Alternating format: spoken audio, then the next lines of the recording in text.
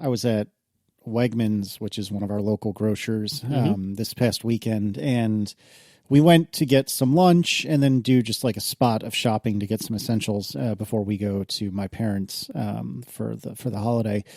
But it was Sunday. It was, lunchtime on a Sunday. And that was when I realized I am well and truly retired, because I looked around and was truly and utterly disgusted by the amount of people I saw while I was trying to go grocery shopping. Yeah. What are all these people doing here? Yeah, I was like, what the hell? Oh, right, it's Sunday. I see. Yep, my transformation is complete. I am now the worst. Welcome to the life. Officially the worst. As always, we have to start with some follow-up, and we have a headphone bump / dongle that one of us wants to talk about. And oh my, this is large and in charge. This is is this the phone that you can break into components or whatever? No, this is the Andy Rubin phone.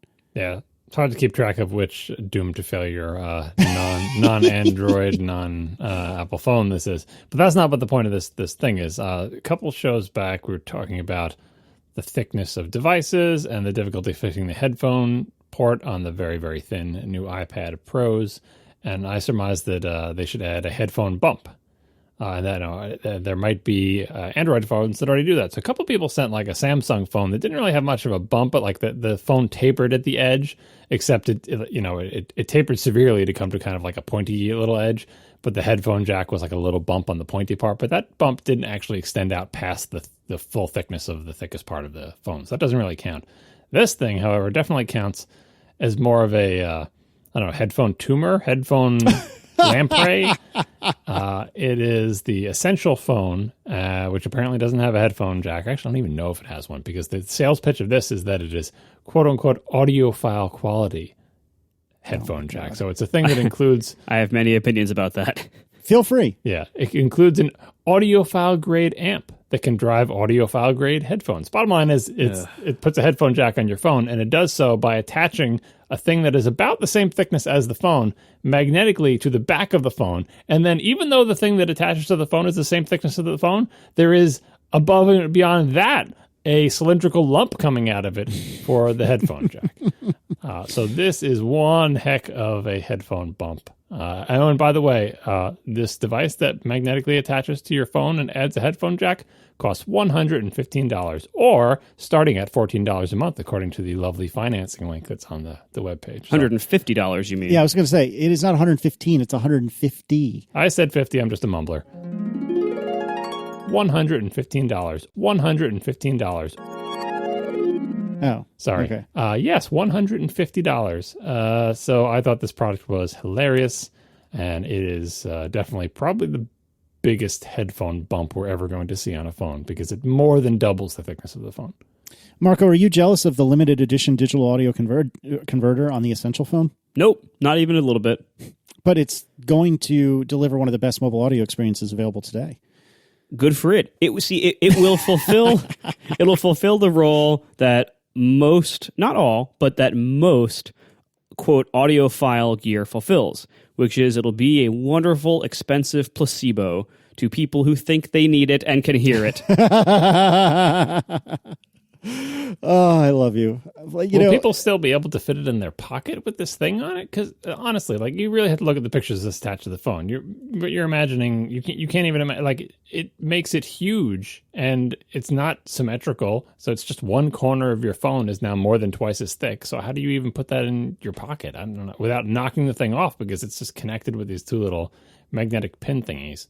Well, the only people who are even going to buy this phone at all are like rich tech jerks who want to try everything. And even most of them won't. But so you already have like, a high-end audience for this, because people who actually can only afford to buy like one phone every 2 years are not going to take a risk on this dumb thing. They're going to get like a mainstream phone. So this, it's only going to be rich people who buy this, and they're going to be plugging in at best, if they use this headphone adapter, they're going to be plugging in like giant headphones. So it's already not going to be used in their pocket when headphones are plugged into it. So it's not really a problem. The styling on this phone, by the way, it is styled like the iPhone 5 and like the new iPad Pro. So if you want to see a brief glimpse of what next year's flat-edge iPhone is going to look like, maybe look at this Essential phone and just close your eyes and don't look at the giant thing attached to the corner of it. It makes me deeply happy to hear Marco talk about how the entire audiophile industry is based on placebos. And no, I didn't say all of it. I said most of it. Well, okay, fair.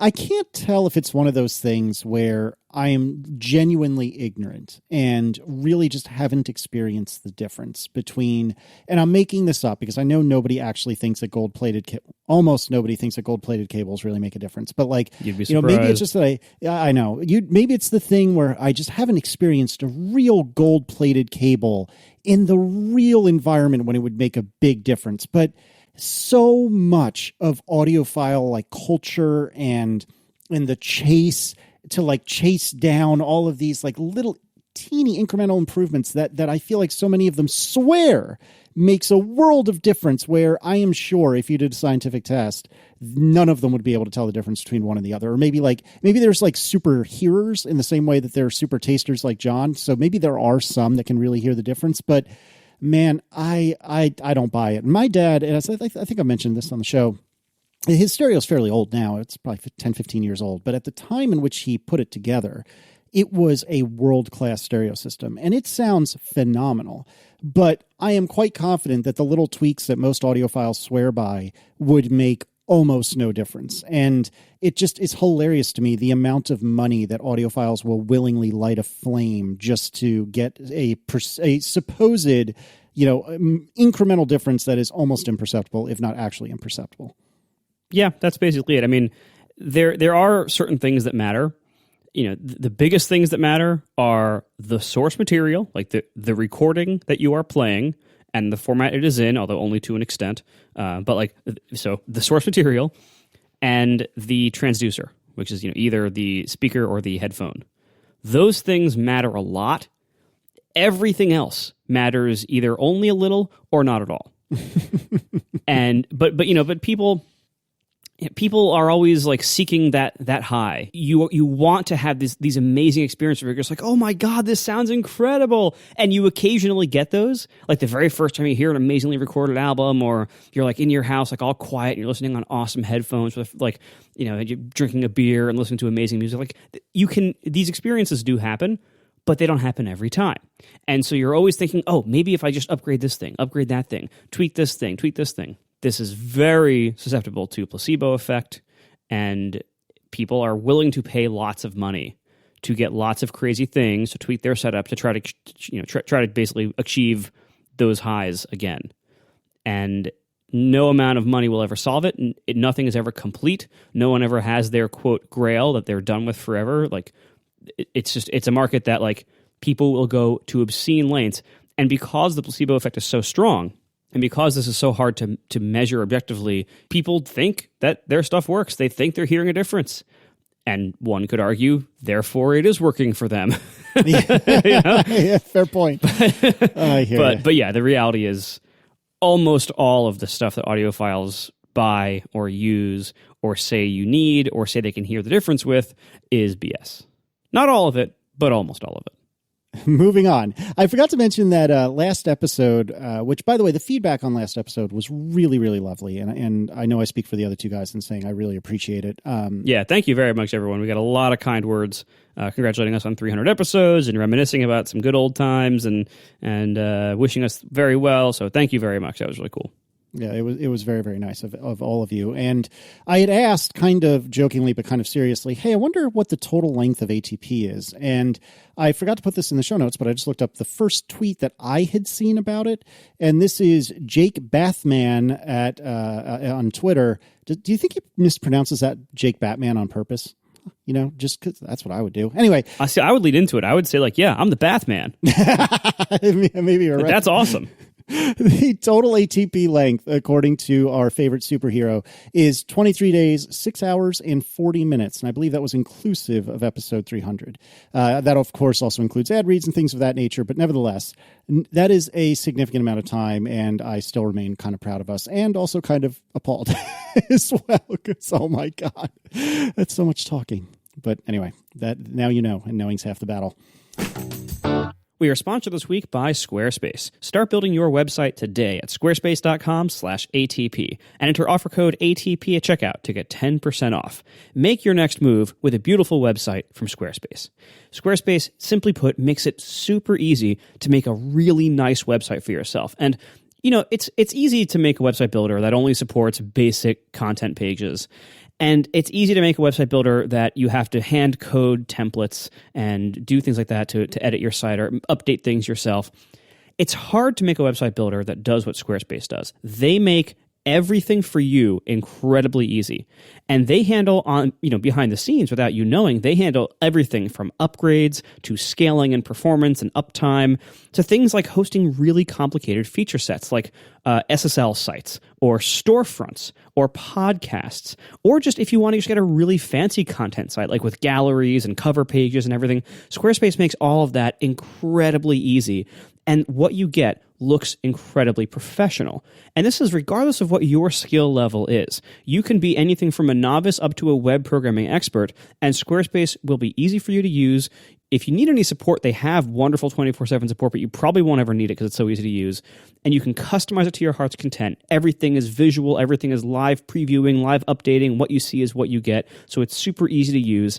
And you can see all this for yourself with their wonderful, no credit card required free trial. Start that free trial site today at squarespace.com/ATP. When you decide to sign up for Squarespace, make sure to go back there, squarespace.com/ATP, and use the offer code ATP to get 10% off your first purchase. And if you sign up for a whole year up front, you can get a free domain name with your purchase. Once again, squarespace.com/ATP, and when you want to sign up, use code ATP to get 10% off your first purchase. Squarespace, make your next move. Nick Donnelly wrote us an email that I thought was interesting, and I'm going to try to make this quick, but there's a lot of bullet points. And what he was writing about was the Surface Go. And so he said, the Surface Go is interesting for these reasons that everyone seems to have missed. Wait, can you summarize quickly what is the Surface Go? Is that like their iPad convertible tablet, the newest one, or what?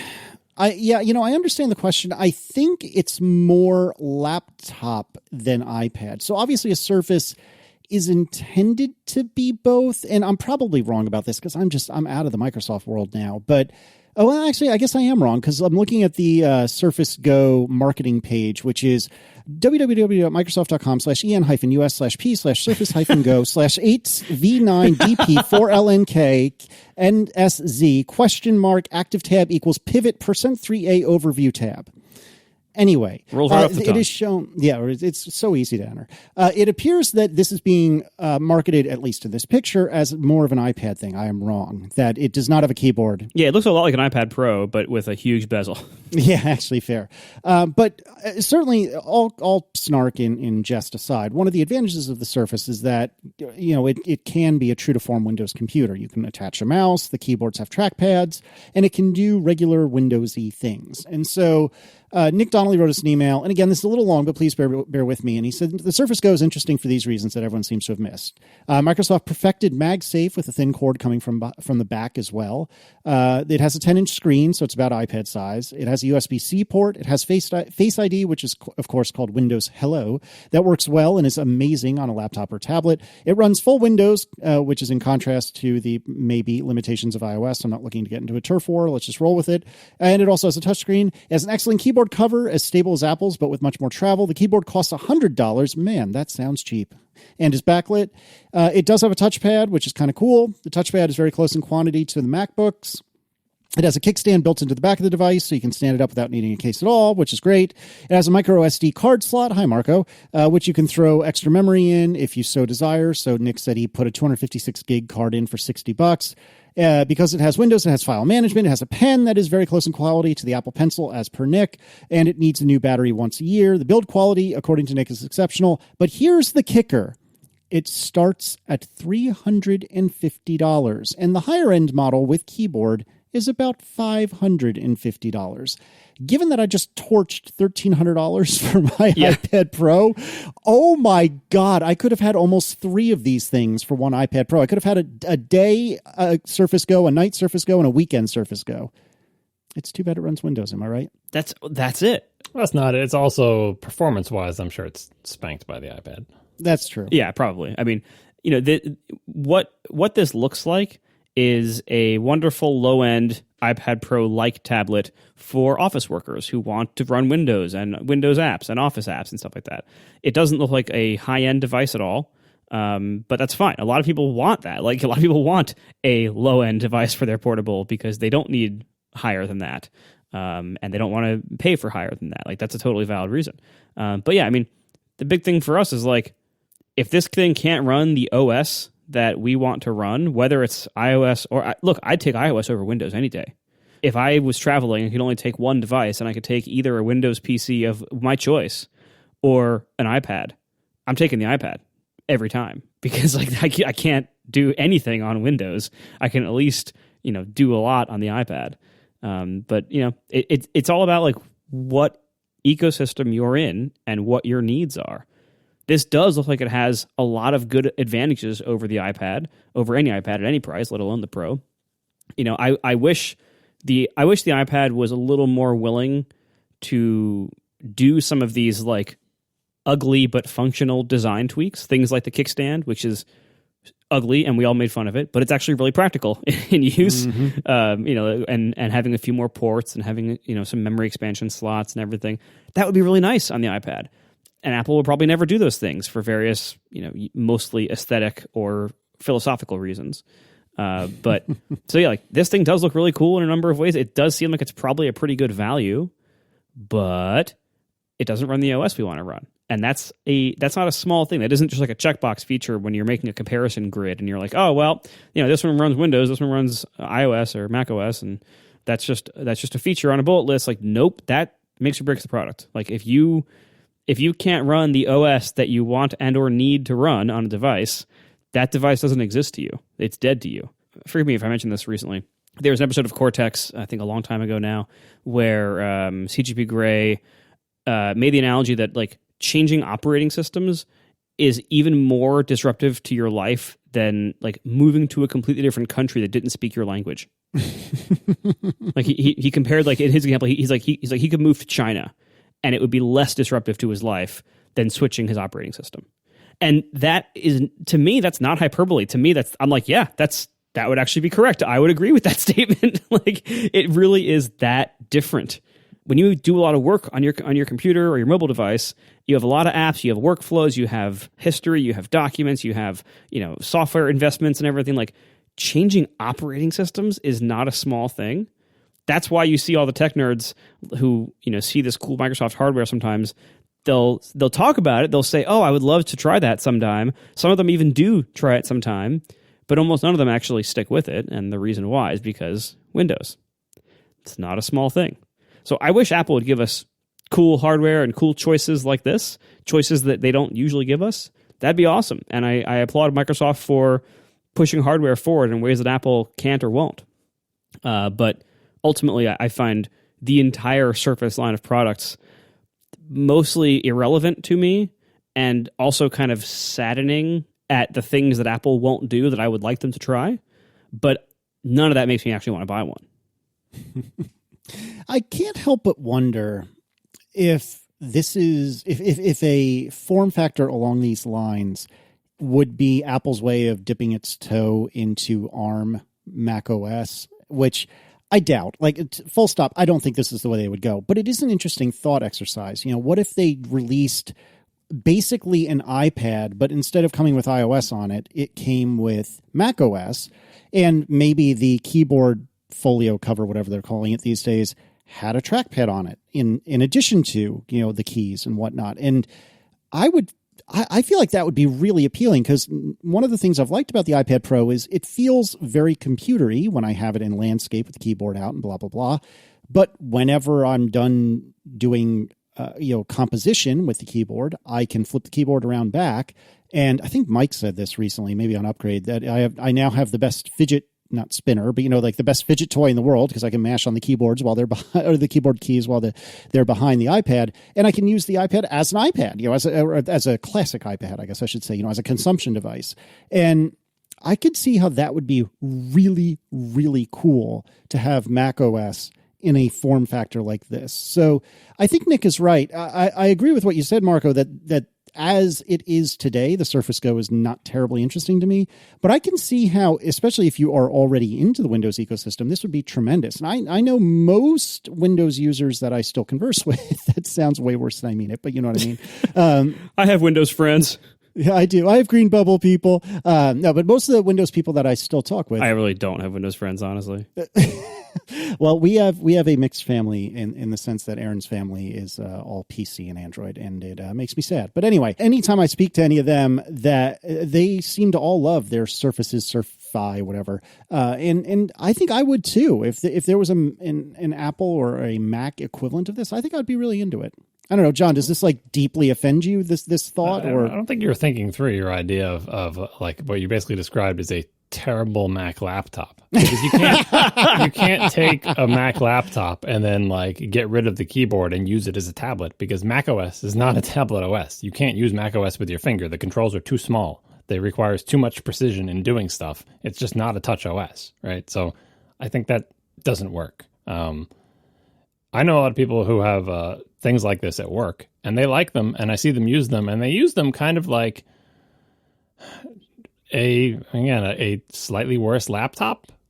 Because if you don't ever use this in tablet mode, you'd be better off with the MacBook One or the equivalent PC notebook. If you only ever use it in notebook mode, who wants this folding kickstand, floppy, cruddy keyboard? Just get yourself a laptop. The whole idea of this is that's why we're talking about it in the context of an iPad, is that this, if you had an iPad with a keyboard with a trackpad on it, or an adjustable kickstand, or a thicker version like this that was cheaper, and these are all ways to make the iPad better, and then setting aside the OS issues of what this OS can do that iPad OS can't, because this is essentially Windows and iPad OS is iOS, which is still limited in many ways as compared to desktop. That's the correct comparison for this. I don't think there's any reasonable comparison for Mac stuff, because until and unless Mac has much more accommodation for touch, it's entirely useless in tablet mode. In tablet mode, you need to run iOS. And then in laptop mode, you could, there are trade-offs either way.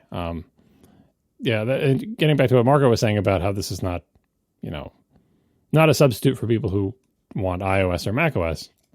It's kind of like the same conversation that we mostly don't have anymore. It comes up far less frequently than it did, which is, why are you buying insert non-laptop Mac here? I could build a PC for half the price and twice the performance. And we bring it up occasionally in the context of the Mac Pro. Still true. Like every one of these quote-unquote high-end Macs, from the Mac Mini to the iMac Pro to the Mac Pro, with the exception of the crazy good screen on the iMac Pro and 5K iMac, mostly without exception, you could build a faster PC for half the price. But of course, then it would run Windows. And unless you're going to do Hackintosh, which has its own been of problems, we don't even talk about it. We don't even say, "Oh, Marco, I heard you got an iMac Pro. Why didn't you build a PC for half the price?" It's not the same thing, right? But when it comes to iPads, it's like, well, that's the same thing, isn't it? It's a flat screen that you touch and has a pen. And it's like, it's the same differences on the Mac side. Like, you either want Windows or you want Mac OS, or you need Windows or you need Mac OS. The only time it becomes a factor, which is a topic that's lower down on the list that we may or may not get to, we talked about in the past, the Surface Studio. Like, if all you do all day at work is run Lightroom, and Lightroom runs on both platforms, and it already runs some like weird Adobe cross-platform GUI toolkit, and that's all you ever do is spend all day in that application, then maybe you can switch from one OS to the other, because it's less of a factor in your life, because all you do is you're basically using it as an appliance. And if you can get a Surface Studio Pro, but you can't get anything that's close to that on the Mac, and that's how you like to do whatever your work is, whether it's Photoshop or Lightroom or whatever, or some cross-platform application, that makes it viable. But for the Surface Go, I don't think this is really in competition with the iPad among anybody who hasn't already, chosen an OS ecosystem. Yeah, I agree. But I just thought it was an interesting thing to think about. So thanks, Nick. And then final piece to follow up. We talked last week about ISH, which is a kind of Linux on iPad, just engineering masterpiece as far as I'm concerned. It's still early on. Well, anyway, the author of ISH tweeted at us saying that he had just tuned into the ATP FM podcast and heard about YouTube DL or YouTube download not working. The author says, "I'm working on Python support, and the next test flight build should have that working." I also noticed that somebody, I think it was Caleb Hicks, was complaining, well, not complaining, but had noted that FFmpeg was also not working, and there is now an issue in GitHub for that too.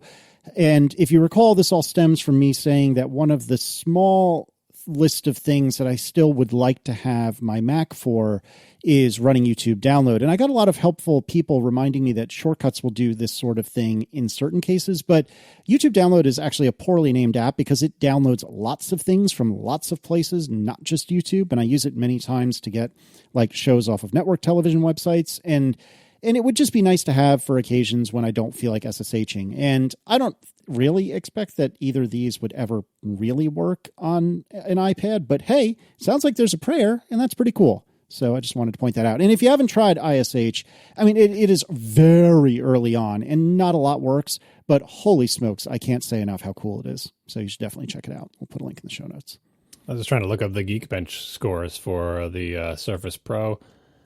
I think it's less than half the score in both single and multi-core. And it's Surface Go we're talking about, which is different. Yeah, Microsoft Surface. Yeah, sorry, I said Microsoft Surface Go. I'm seeing like single core score around the mid 2000s and a multi-core score around the mid 4000s. Oh my God, that's awful. Yeah, what is the iPad? The new iPads are around 5,000, so double that for single core, and 16,000. Yeah, approximately. It's approximately half the speed of the iPad Pro. It is less than half the price, to be fair. Yes. Yeah, like it costs about as much as if you buy a keyboard and a pencil for the iPad Pro. Right. If you buy lots of accessories, or you could get an entire Surface Go. We are brought to you this week by Betterment. Outsmart average. For more information, go to betterment.com/ATP. Betterment is the investing tool for those who refuse to settle for average investing. You aren't the average investor, so why have the same old average investing? Betterment is the smart way to manage your money with cutting-edge technology combined with human expertise to help you make more from your investments, while also offering unlimited expert advice designed to help you make smart financial decisions. Betterment uses tax-efficient investing strategies that give you an edge. They give you constant access to information and tools that allow you to track progress towards your goals so you can always feel like you know what's going on and that you're a smart and savvy investor. And they bring all this to you with one low, transparent fee.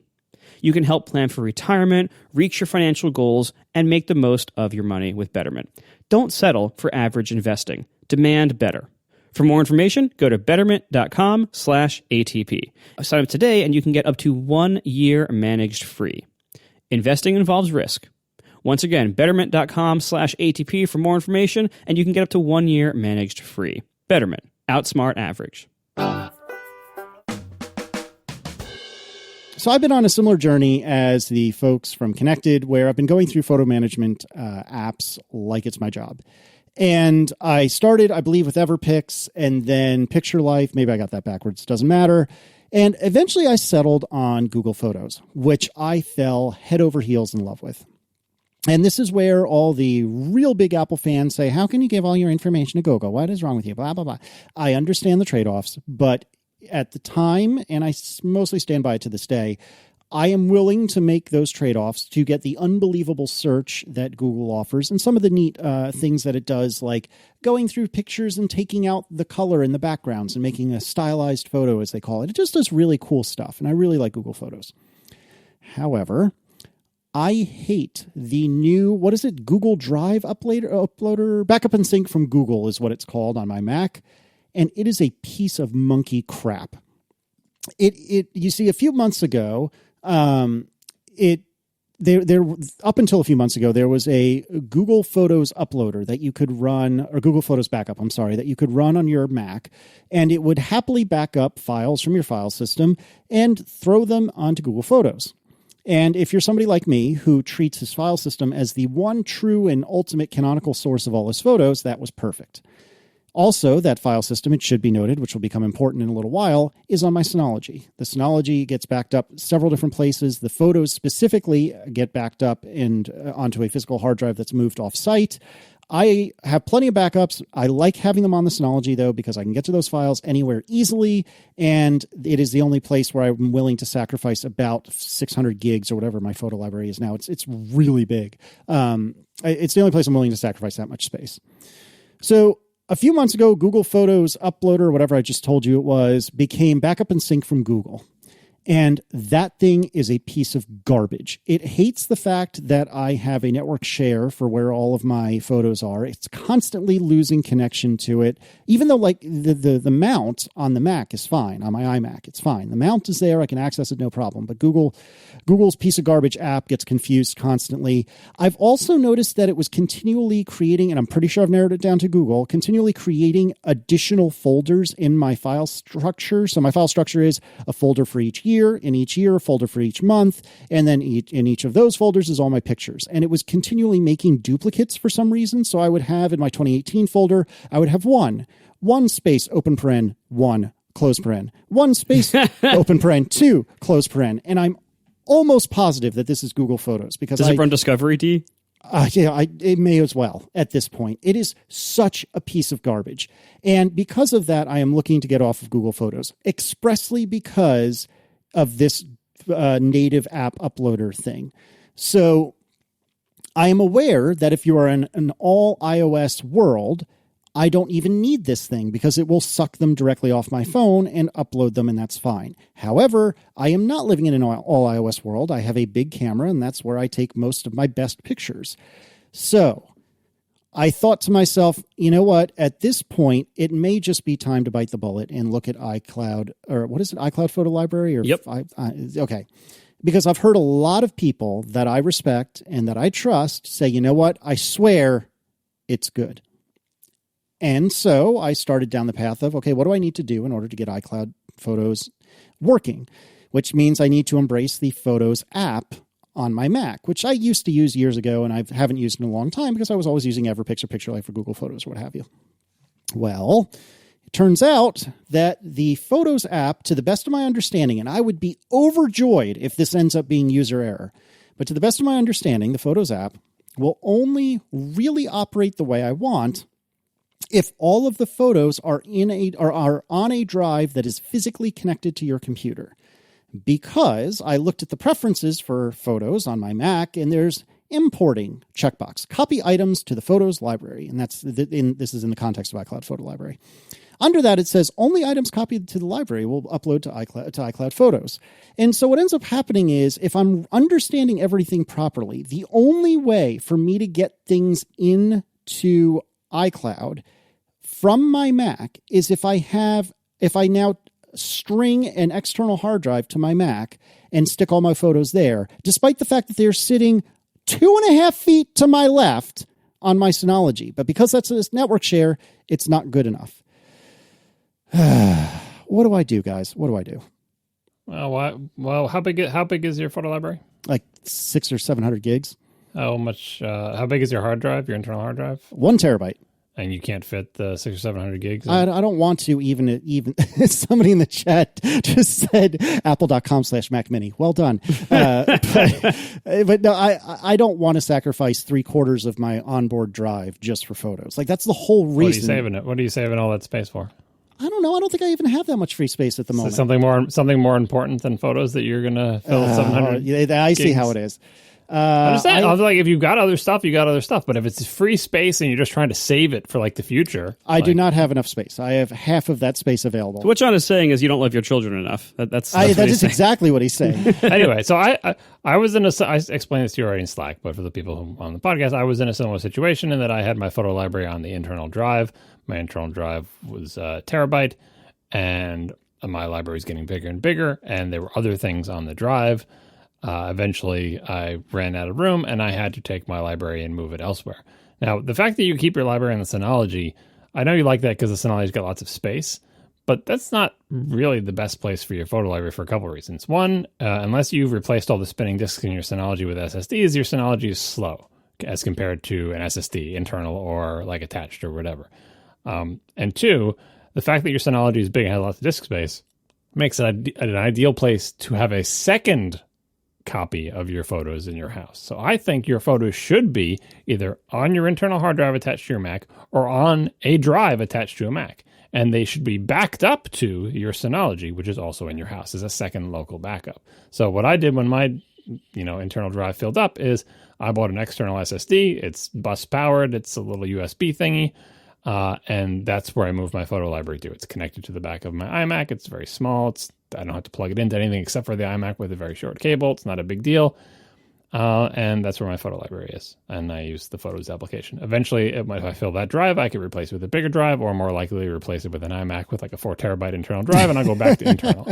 Because having an internal is great, because the internal drives are really fast. I mean, maybe not on your 5 gig iMac, but certainly on the iMac Pro, they're really, really fast. And there's nothing better than, my Photos library has like over 100,000 photos now. It's nice to be able to have that on a direct attached or even better internal drive. It reduces the load times and helps scrolling through. And so that's what I think you should do. And that's actually exactly what my plan is. I just wish it didn't have to be the case. And what I've put into my Amazon wish list since it's holiday time is, some sort of external SSD. I basically thought, well, I need about 3/4 of a terabyte now. I have 2 children that I take too many pictures of. So I have and maybe this isn't the best one in the world, but I arbitrarily landed on a Samsung T5 portable SSD with 2 terabytes for about $400 on Amazon.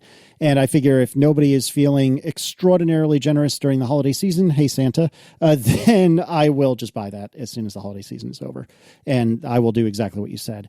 It bums me out that Google Photos, that the uploader changed, and OC is saying in the chat that anything Google Drive related is apparently a piece of garbage, which is really unfortunate.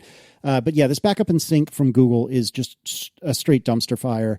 And it bums me out because otherwise I really love Google Photos. And it just bums me out that Apple is very particular about the way in which you store the photos. Like we were talking in Slack about how I believe the drive that the photos are on need to be like HFS Plus or God knows what other file systems. APFS. Okay. It doesn't really matter to me one way or the other, but the point is it's hyper specific, the scenario you need to be in. So if you're not storing it on the internal drive on your computer, it gets very picky very quickly. And that really bums me out. So I think the answer, like you said, is an external SSD, and just grow up and deal with it. But man, why can't I have my cake and eat it too? Is that so much to ask? You get a new iMac with a bigger internal drive, and you can have your cake and eat it too, and everyone will be happy again. I still don't quite understand the problem you're having with the Google Uploader, because I'm using that same Google Uploader, and granted, I don't have my photos in like a hand-arranged directory, so if it's making weird stuff in there, I don't know. But I point the Google Backup thing at my photo library, and I've run it that way for, in the old version I ran it that way, and in the new one I run it that way. I don't, it may be missing some photos and it may be doing weird stuff, but I'm pretty sure that it isn't messing up the Photos application, right? So first, do no harm. If it's doing weird stuff inside there, the Photos application doesn't notice or care, right? Mm-hmm. And every time I look in Google Photos and I'm looking for a particular photo, I find it. Like if it's missing photos or if it's doing something weird, it's not crashing my computer. It's not causing huge amounts of CPU to be taken up. Maybe it would be different if I was using it on a laptop or something, but this is plugged in all the time. So I am using that backup utility, and I think it is about the same as the old one was. Both of them love to tell me that they can't make heads or tails of my RAWs. So they say, these 2,000 items couldn't be uploaded into Google Photos. Or no, it says something like they couldn't be imported into Google Photos, but they've been stored in Google Drive. What it's trying to tell me is that it has transferred the bits related to those, but that if you go to the Google Photos web interface, you won't see them as photos because it doesn't understand the RAWs. And they're just like the Sony RAWs. I don't have that many RAWs, but I have enough that it loves to tell me about them. So I don't put too much stock in it. It's like my 3rd or 4th level cloud backup.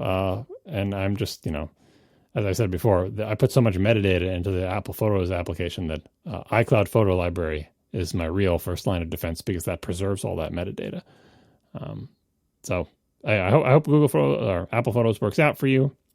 I still suggest you back up all those photos from your local Mac 2 feet away to your... I can't believe you have your Synology 2 feet away. I wouldn't be able to stand that noise. But anyway, 2 feet away to the Synology. It's not quiet. Yeah. Mine's in the basement. I never hear it. It's very far away from me. Yeah, mine's in the garage. That's where it should go. There's a very thick layer of cinder blocks and insulation between me and mine. See, ladies and gentlemen, this is why it is sometimes good to be me, because I respect the fact that the two of you can be so deeply bothered by fan noise and things of that nature, but I just don't care, and it is wonderful. It's not just fan noise. Like the Synology, at least mine anyway at this point, you can hear the fans, and also because it has so many spinning drives you in can it, absolutely plus the hear fans, it's got basically like buzz, like, body cladding buzz from, again, I was just an analogy of a car with a stereo that's too loud for it, that it's starting to shake the body panels. But I don't care, it's in the basement. I don't hear it. It's completely silent from here. No, you're absolutely right. But I don't know. I think part of the problem is I don't feel like wiring a cable all the way down, because my garage is on the opposite side of the house and a floor below. I know. Where I am. My basement, it is on the opposite side of the complete opposite side of my basement, but I ran that cable. I fished it up into this room, and I strung it around the outside of the room underneath the baseboard, and it comes right back up. You're a better man than switch. I. Yeah. Anyway, I mean, in the grand scheme of things, like, this is not a very big problem, and things could be so much worse. But it really bummed me out, in no small part because I really love Google Photos. And what you were saying about metadata, I don't have very much metadata, in no small part because I've been going through these services like water.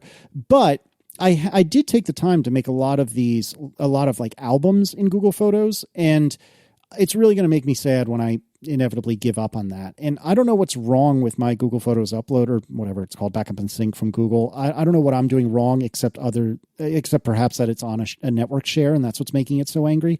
But one way or another, it's really making me sad that Google Photos doesn't seem to be doing what I need it to do anymore. And I really, really, truly in my heart believe it comes down to this god-awful uploader. And I tried running the old one a little bit longer, even though they said it was, sunset or end of life or whatever ridiculous Californiaism they said. And it didn't seem to be working anymore. Again, maybe it was user error. I'm not trying to say it was not me, but it just didn't seem right. It didn't seem like it was uploading anything. And I'm sad, you guys. I want my Google Photos to work. I have a couple of Google Drive related stories that are relevant to the Photos thing. So when I had to do that switch of like, oh, you filled up your internal drive, now I got to move photos to my external drive. So I bought an external SSD. I just brought a 1 terabyte. I'm continuing to live on the edge, So now, I'm figuring we'll get a new iMac before I actually fill this one at the rate of expansion. But if not, I'll just buy another one anyway. I moved, I copied the photos library there, and I had, for a while, I left it on the internal drive, but, made the system. This is the thing you have to do in Photos. Like, you hold down the Option key and you can select the library you want, and you have to designate one, the quote unquote system library. So I made the system library, the system photo library, the one on the external drive. And I used it that way for a while without getting rid of the one on the internal drive, just to make sure everything was okay. I also then had to tell the Google Backup and Sync thing, stop backing up the Photos library on the internal drive, which wasn't changing anymore. I was no longer touching that library. It was like my umpteenth local backup. Just like, you just stay there. I'm never going to touch you again. And, Google Backup thing, start backing up the thing on the external drive. And as far as Google Backup is concerned, it had never seen those files before. So it's like, oh, here is 100,000 photos that I'd never seen that I need to upload. And so it went along uploading those things. Okay, what that means also is that now on my Google Drive, I had 2 entire photo libraries. Oh, no. One that was the old one and one that was the new. Now, Google Photos, to its credit, understands that the photos are duplicates, and I didn't suddenly have 2 of every kind of photo, because it understands photos. So it's not like, I'm not going to show you 2 of things. But Google Drive, like when you look at, this is difficult to do in the Google web interface, but you can find like the drive view of things. Like you can see the files that are associated with Google Photos in the drive, and it would show me like photos.iphoto library, whatever the hell the file name extension is for the iPhoto library. It would show me 2 of those. One of them was the old one that hadn't been modified a while, and one of them was the new one.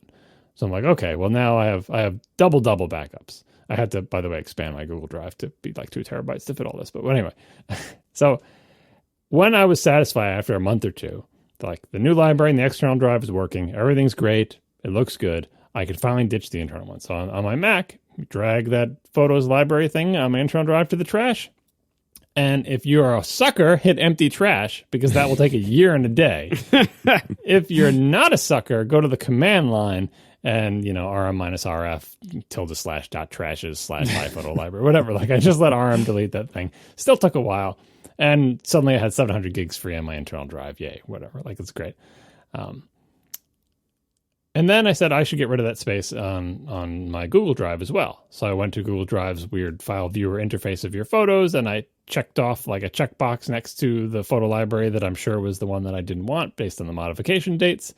And I hit the little trash can icon, and it disappeared. But of course, putting it in the trash doesn't actually delete it, just puts it like on the Mac in your trash, so you can view your trash in Google Drive.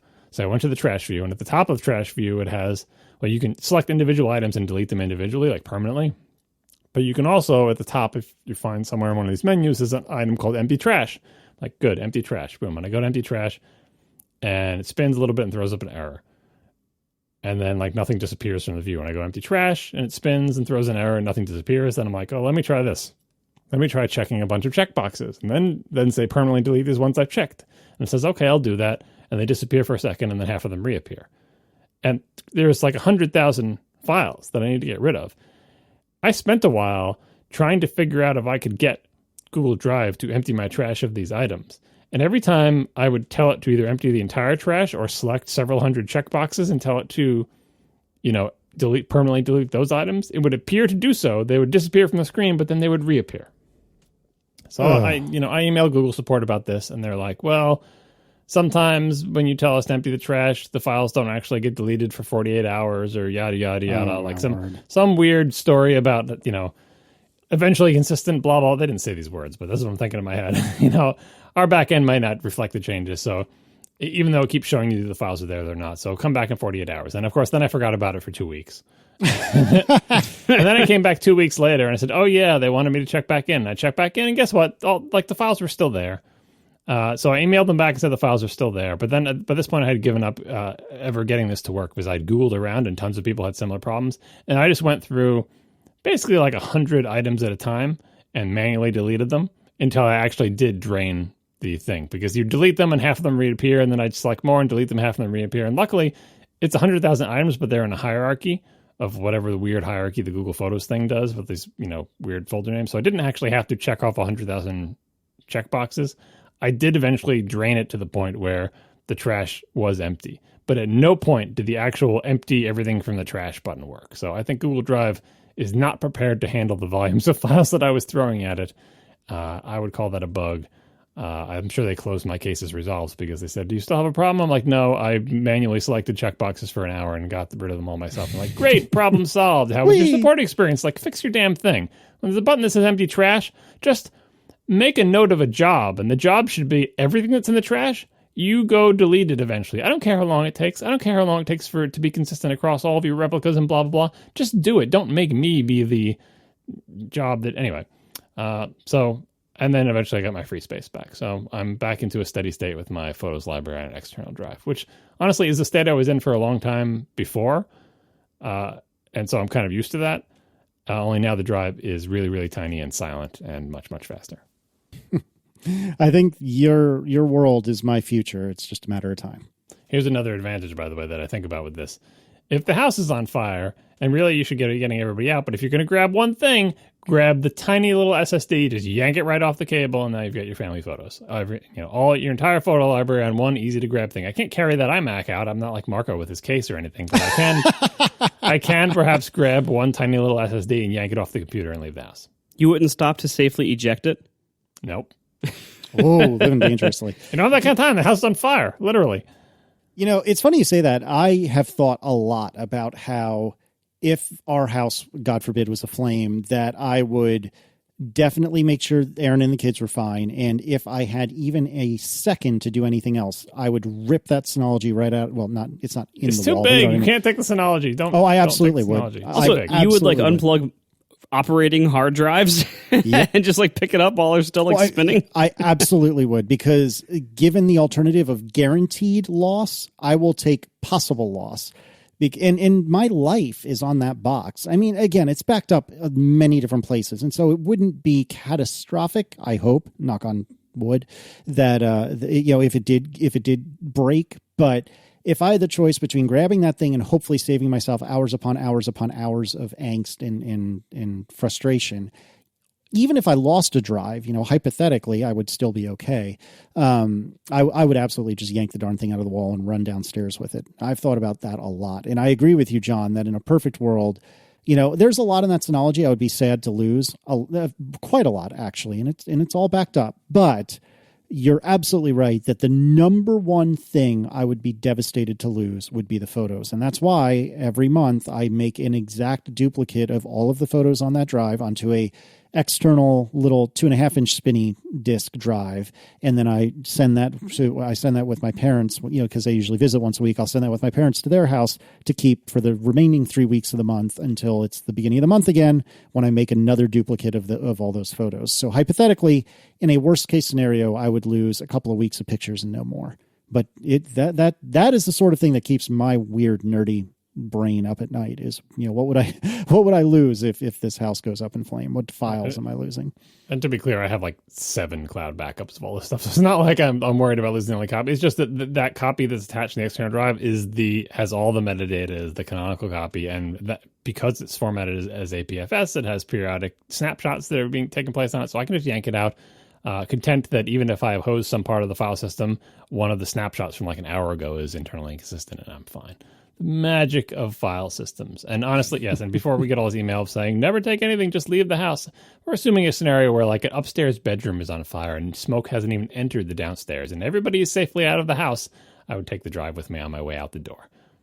Not when like I'm fighting my way through flames to get it. Do not re-enter a burning house to get anything out of it ever, unless it is like a child or a dog.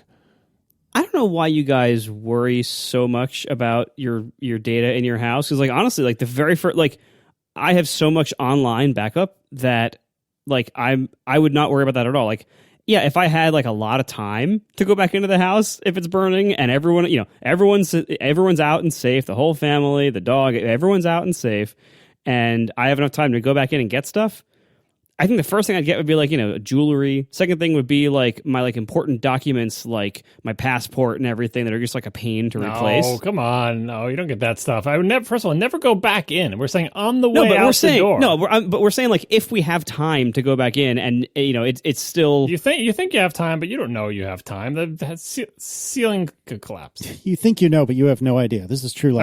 I would not save passports or jewelry or anything like that. I don't have anything nice, so that solves that problem.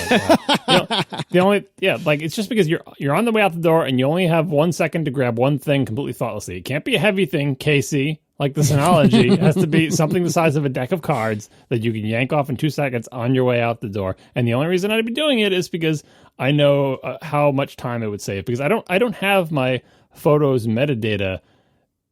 Oh, let me see. Do I have it? Yeah, I guess I have the photo library. All right, I do. Fine. I have multiple online backups of the photos metadata.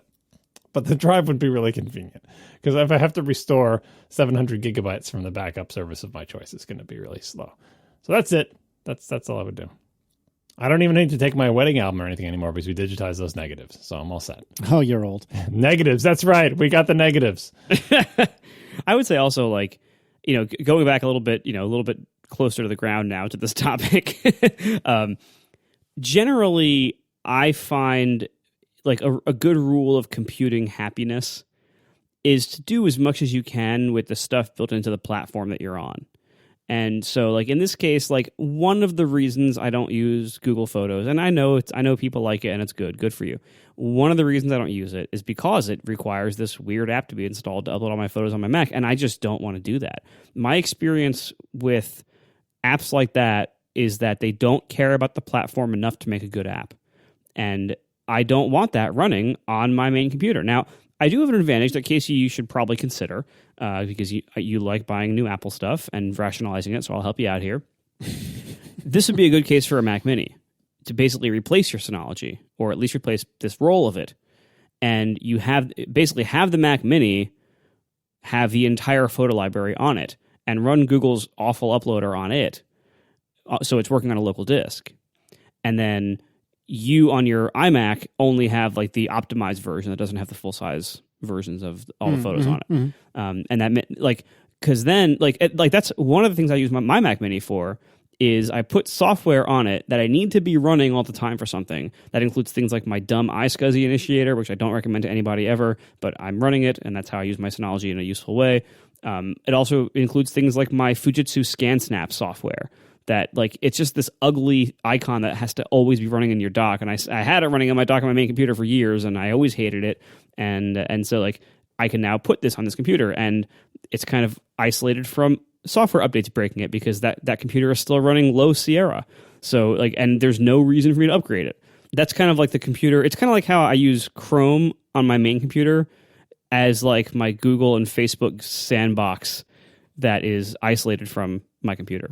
Like the Mac Mini is just a bigger version of it. It is like my Mac OS isolated sandbox, that things that need to run on a Mac, but don't necessarily need to run on my Mac, and that I don't want to run on my Mac. So that's a perfect place for this kind of thing. So if it will work well with a local disk, and you don't want to run on your main Mac, which I totally would understand and would support, a Mac Mini server might be a good option. It could also be a way better Plex server than Synology could be. But and generally speaking, like I have just found like software from Google is awful. Like Google's really good at server stuff and web stuff. They're terrible at local software.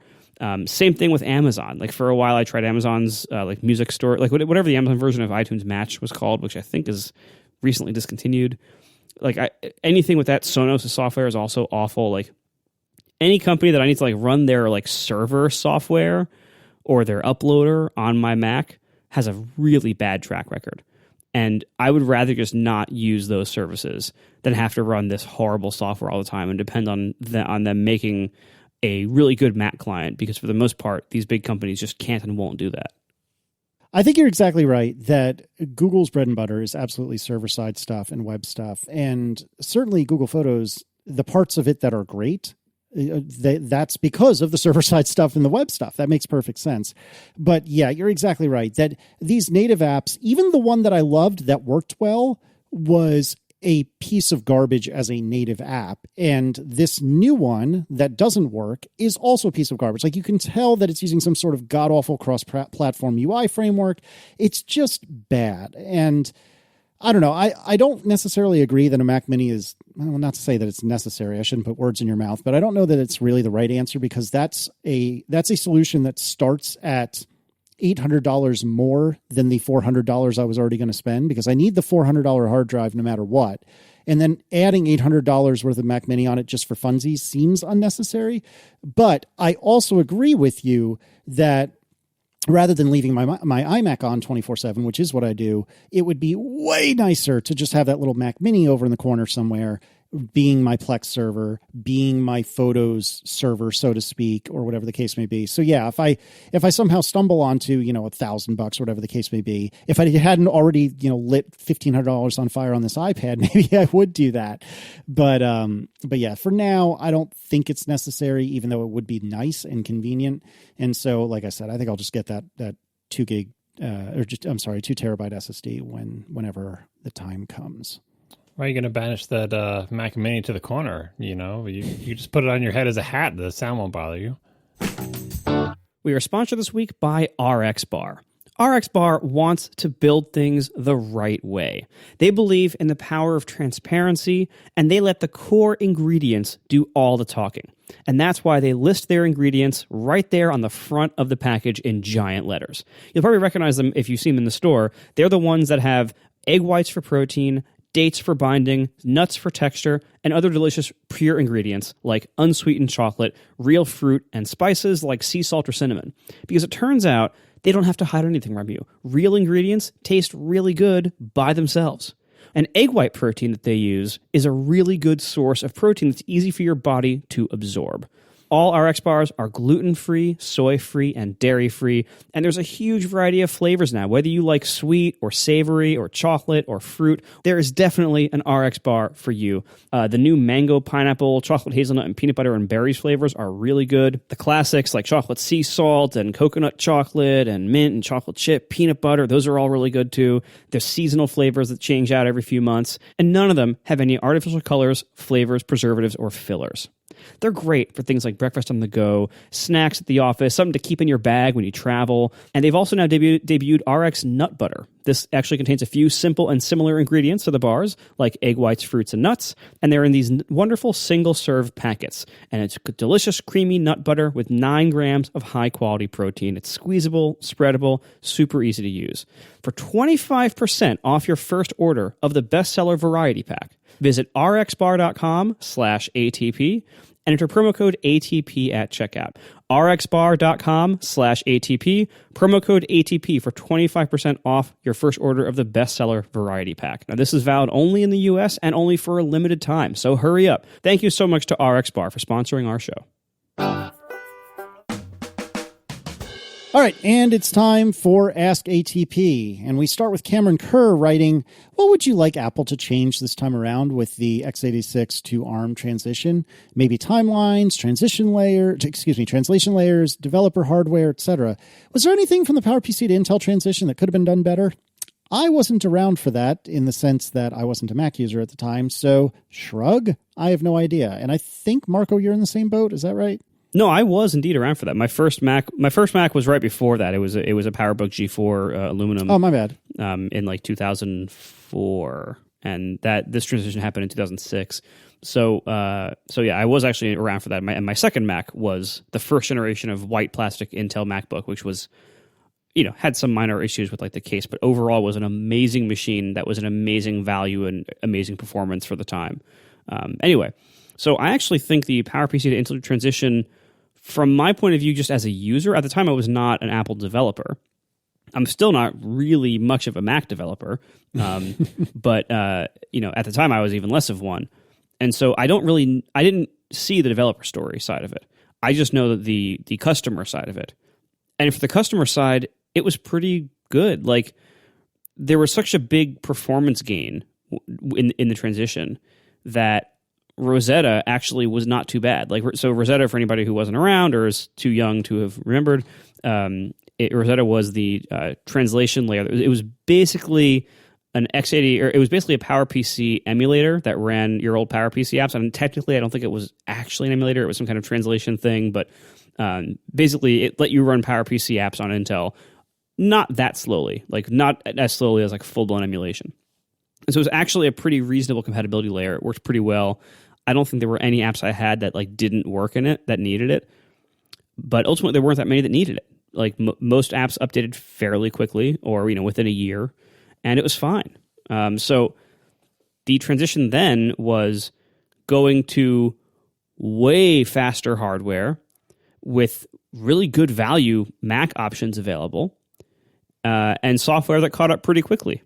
So it was actually, in my opinion, from my point of view as the customers, again, I thought it was a really easy and well done transition. Like, I think it didn't seem to have any downsides. So there isn't much I would change if they were doing the same thing again. The only thing is, like, we're in a different world now. Like, that was 12 years ago. Like, things are very different now.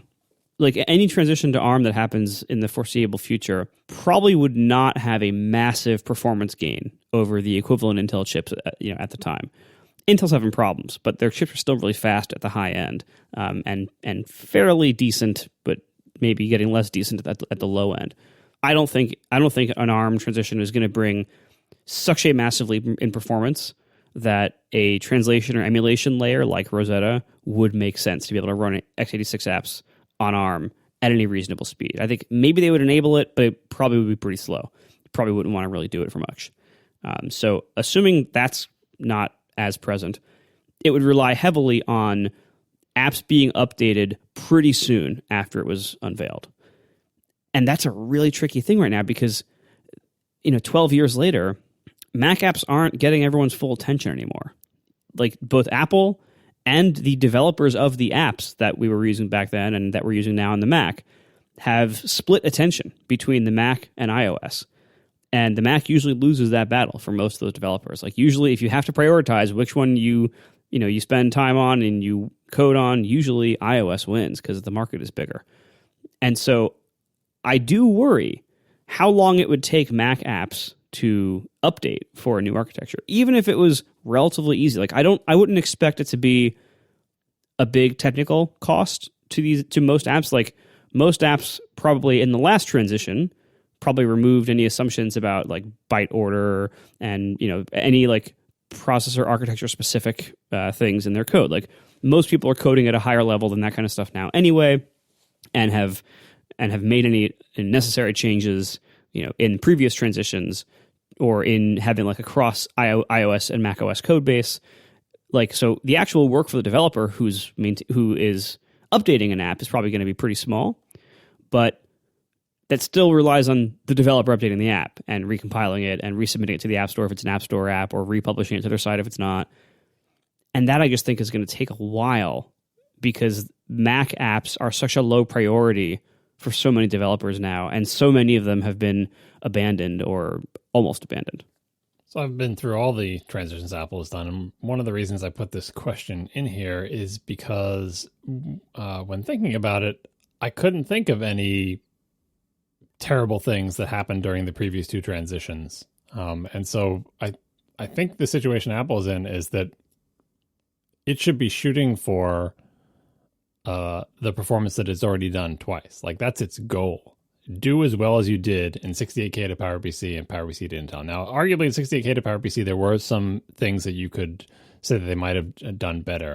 In particular, they basically didn't port their operating system in its entirety for a really, really long time. They were kind of a victim of their own success. They had such a good system for fat binaries that had both kinds of things in them, and for the ability to mix and match code from the different architectures, that they used that ability in the operating system to avoid having to rewrite crusty parts of their operating system. I mean, there's probably 68K assembler still lurking around in there at the time of the transition.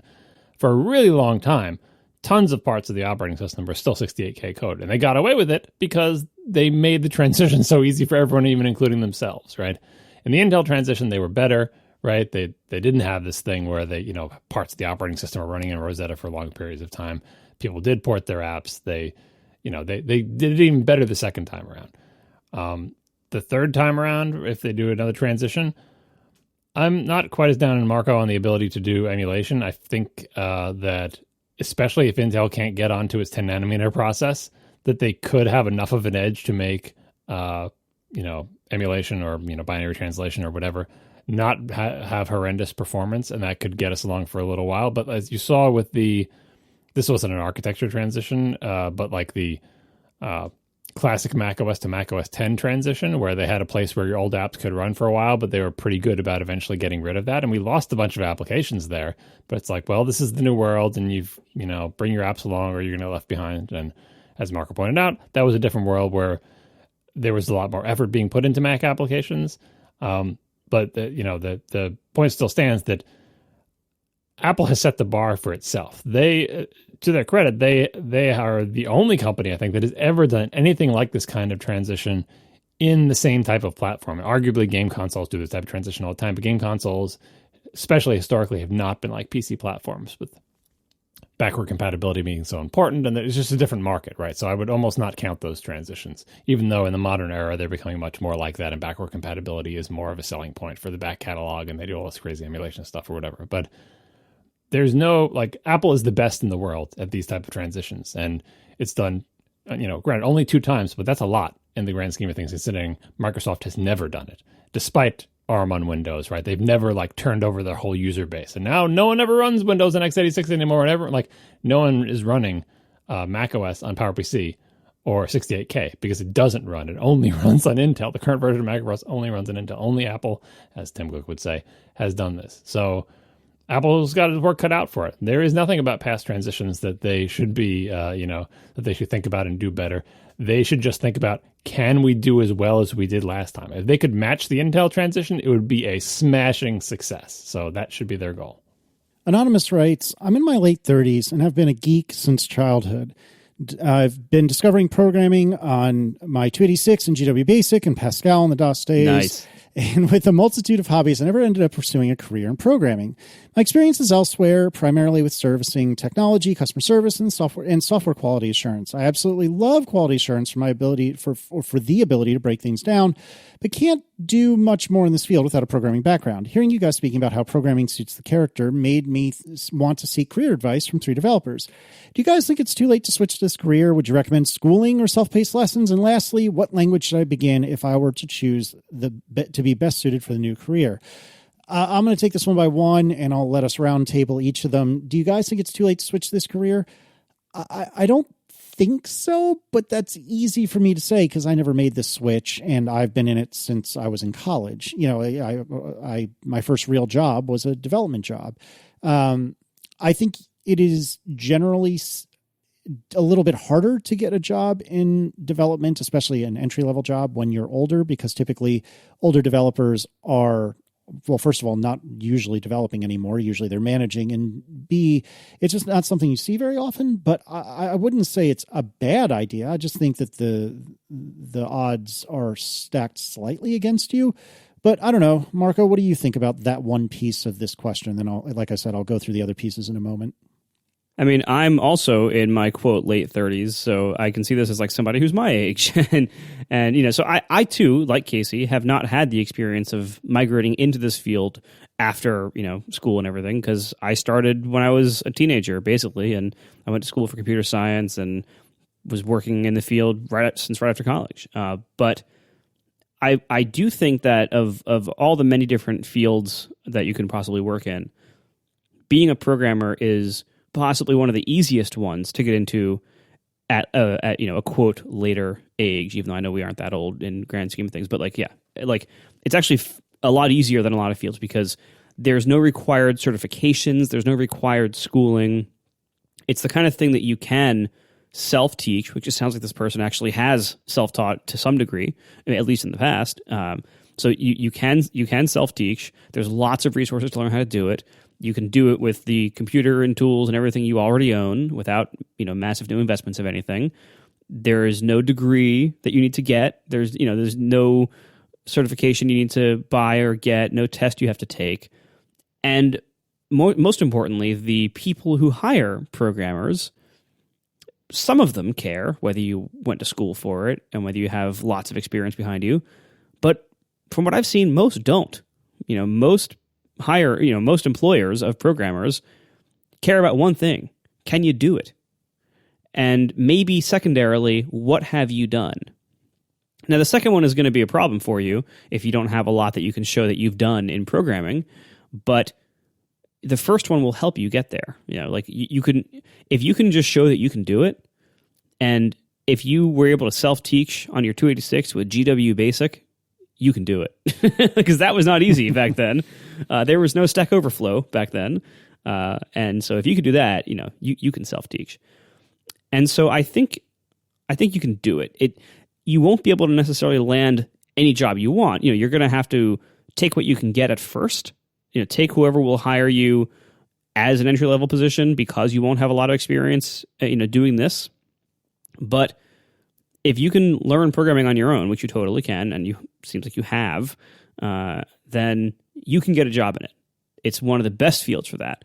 In fact, of all the programmers that I've worked with or met or even know currently, I would say most of them don't have a degree in computer science. Most of them went to school for something else and came to computer science later. And maybe not, in their 30s, maybe it was in their 20s. Some came in their 30s. It's a pretty open and welcoming field if you can actually do the work. What your past is and what your experience is matters a lot less than can you do it or not. So I think you can do it. As for what language you can pick, it doesn't matter. Pick whatever you want. Languages change really, every few years. If you can learn one, you can learn them all. Yeah, Marco can't follow instructions. I know. He can't even follow instructions on his own podcast, let alone when I try to get him to follow instructions. True. All right, John, let's concentrate for a moment on, is it too late? No, it's definitely not too late. I think Marco covered most of the points. So the one I would add is that even an entry-level programming job pays pretty well, right? So unlike in other fields where the entry-level jobs pay crap and you have to work your way up, if you essentially have basically zero practical experience, but you have a skill and you've learned a language and can demonstrate some proficiency, and you get the bottom rung entry level programming job, it's still pretty good pay compared to the bottom rung entry level copy editing job or whatever. Like so many other industries, the entry level job. This is the problem with going into a new career when you're older. If the entry level job doesn't pay enough to support whatever life you've built for yourself at the age of 30, 40, or 50 or whatever. Maybe you have a mortgage or obligations or kids in college and you can't afford to change careers because you'd be taking a downgrade in pay from, 10 years or 20 years experience in field A, and then you change it to field B and you got to start back over again. The entry-level salary isn't enough to support you. That's not true in programming. Even the entry-level jobs pay usually an obscene amount of money given exactly how valuable entry-level programmers are to companies sometimes. So yeah, you can totally learn it. You can totally switch to it in your advanced age of late 30s. You're fine. So it's not coal mining. It's not like you're gonna be, oh, my arthritis in my late 30s means I can't pick up these large bales of hay or whatever manual labor like. That's a weird coal mine. You'll be okay. I was switching to farming. I was trying to think of like a job where you need even something like a contractor or like construction, like where your physical age and abilities is a factor in the job. Programming, it's not as big a factor. You're typing on a keyboard. It's fine. Agreed. Would you recommend schooling or self-paced lessons? I don't think it really matters as long as you can, and this is what I think Marco especially was saying earlier, as long as you can prove that you know what you're doing. And I've heard mixed things about those like code boot camps. I don't particularly have any horse in that race, but I can tell you that I went to a 4-year school for computer engineering, and I feel like I learned more about what it's like to be a professional engineer in the first 3 months of my first real job than I did in the 4 years prior. And so that's why I would say schooling isn't necessarily compulsory, but it is a pretty reliable and consistent way to say, here is a document that says I have learned X. So, in the case of me, I have a document that says I have learned a fair bit about computer science and electrical engineering because of my personal estimation. That's what computer engineering really is. And for Marco, he has a document that says I've learned a lot about computer science. And that can be kind of an equalizer to some degree, but ultimately, I don't think schooling is necessary. It's just something you're going to want to be able to point to something that indicates and proves that you can do it. So it could be an app in the App Store. It could be a website. It could be GitHub stuff. A GitHub profile. Yeah, that actually one of my favorite things to see from the role of an interviewer is somebody with a decent GitHub profile where I can look at their code and see what they actually do to write code. So any of those things are fine. Marco, any other thoughts on schooling or self-paced lessons? Oh yeah, I would add. I think formal schooling, like getting a computer science degree. If you're already in your 30s, I would say that's not going to be a good return on your investment. Like that's, I think that's something that it's fine to do when you're 18 and you get qualified, you get your first job.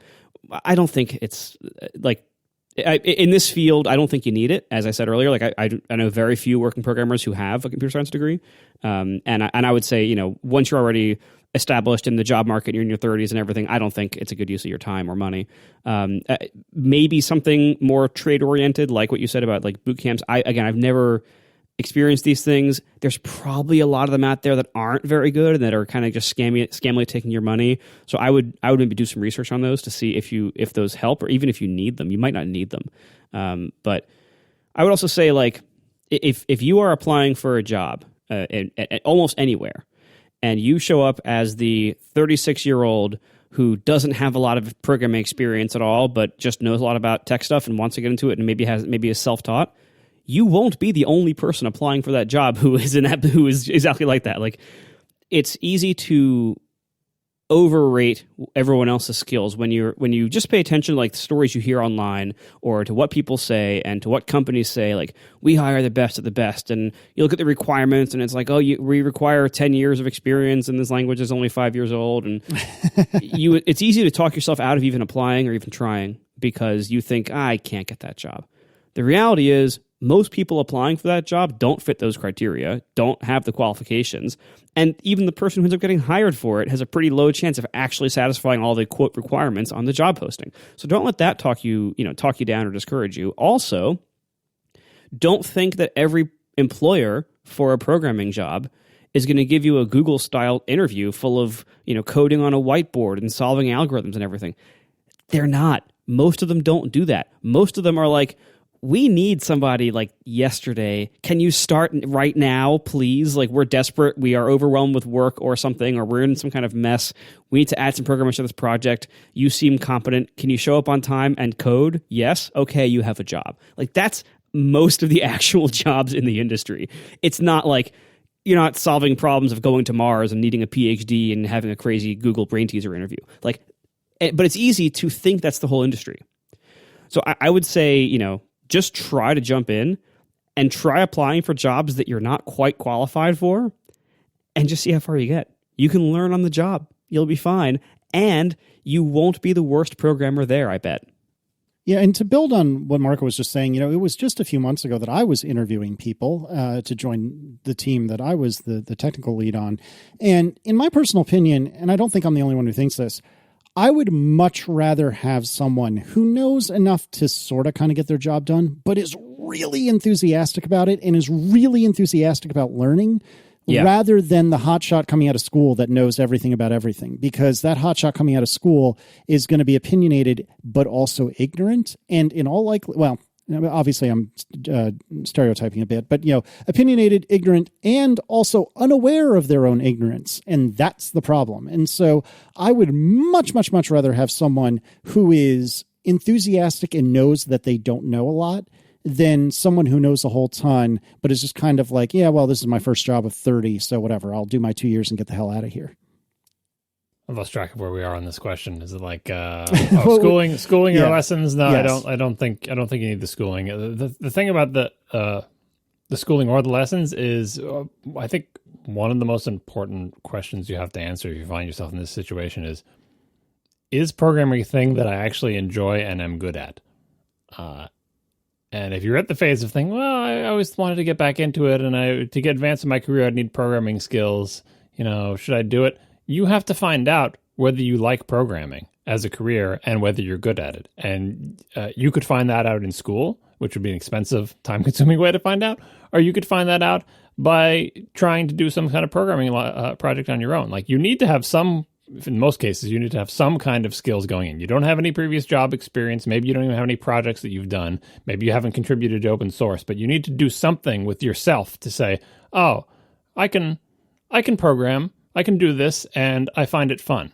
Because once you've crossed that hurdle, then it's just a matter of finding someone who's going to give you a chance. But if you don't do that, and you find someone who's willing to hire you, and then you get in there and you realize, I actually don't like programming. It's kind of annoying. Like, programming might not be what you think it is. Like so many careers, until you're actually doing it, you're not entirely sure. Like, you may like the idea of programming, but the reality might turn you off. So find that out ahead of time. And I don't think you need to go to school to find that out. I think you're probably much more efficient to find that out on your own. And the last place this question is going along, what language should I begin with? Doesn't matter. Language doesn't matter. You can.